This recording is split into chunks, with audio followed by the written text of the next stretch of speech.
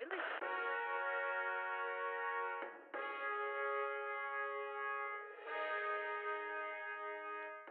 Long Live the King. Written and performed by Matthew R. Wright. The palace demanded silence. Long live the king. I knew that my best friend of 28 years hadn't overnight become one of those sickening royalists. No, something was definitely off with my friend Lister. I soon came to learn what my friend had really meant when he spoke those words. It was not a well-intentioned wish, but instead a threat. "You've done what now?" I asked, rather confused. "I've joined a group," he replied, adding no further detail. "Yes, I got that bit. I meant the other thing. What was the name of that group again?" I continued to push him. What he was saying made no sense to me. I either couldn't understand what he was saying, or I didn't want to. "I don't want to say." He paused. "You're going to judge me." "Of course I'm going to judge you. You sound insane," I interjected. "You're committing treason. You know what happens to people nowadays when they're even accused of committing treason, evidence or not. Lister, why?" "Long live the king," repeated Lister, smirking. What I'd come to learn was that he had joined a group of radicals going by the name Repeater, who'd formed in protest of King Edmund IX, who was not a well-liked king.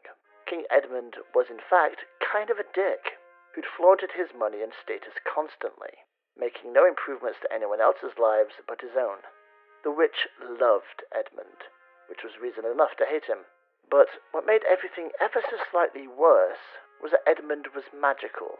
Actually, properly magical. Well, occult technically.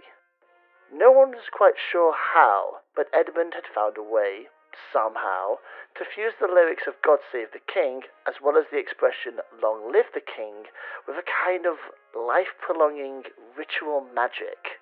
It meant that, whenever sung or spoken, King Edmund would get a little extension.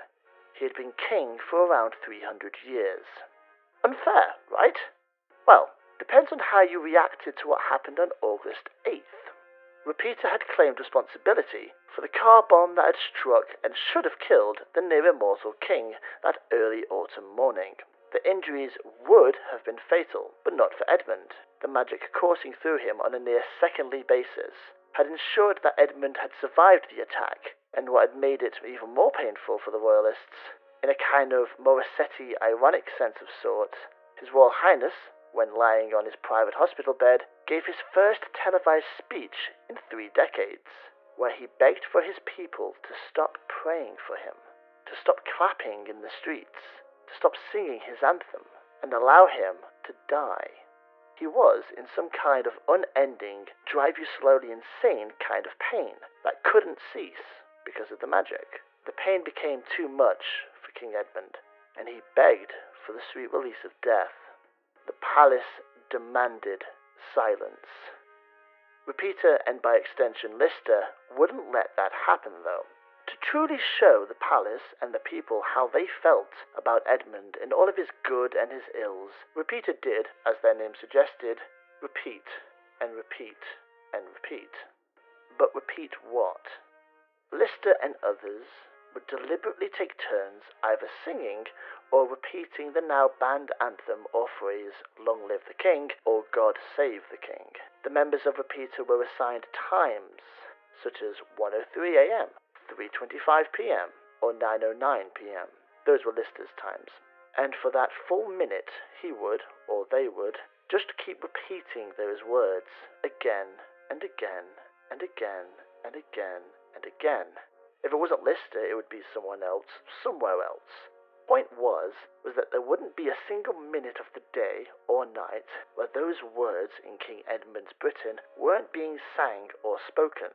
And whenever they were, the magic would do what the magic was meant to do. It would prolong Edmund's life, whether he wanted it to or not. Magic, as much as I know of it, couldn't distinguish between sincere or sarcastic. A good thing for Repeater, really. Repeater was keeping the king alive, keeping him in pain, teaching him some kind of lesson.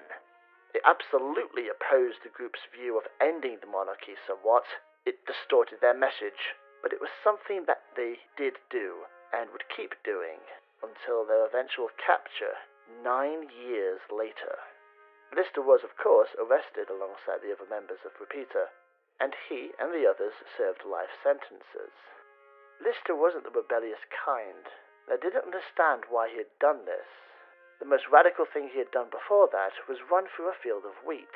However, after observing the leaked interrogation footage, where even under the most brutal conditions, Lister had repeated the phrase, "Long live the king," another 126 times, I'd begun to understand that I didn't really know my friend, and that it was probably best that we spent some time apart.